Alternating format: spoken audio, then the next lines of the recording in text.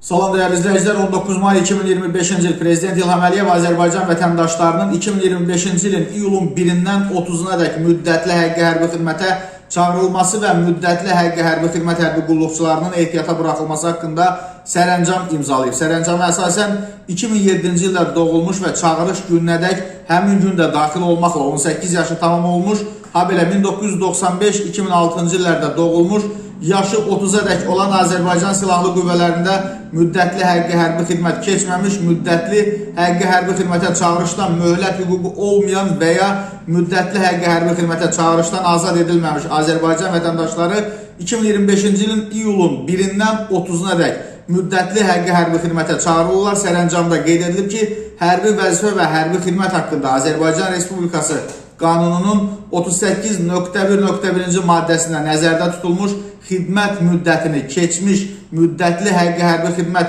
hərbi qulluqçuları 2025-ci il iyulun 1-dən 30-una dək ehtiyata buraxılırlar. Nazirlər Kabinetinə bu sərəncamın icrası üçün qanunvericilikdə nəzərdə tutulmuş tədbirləri görmək tapşırılır.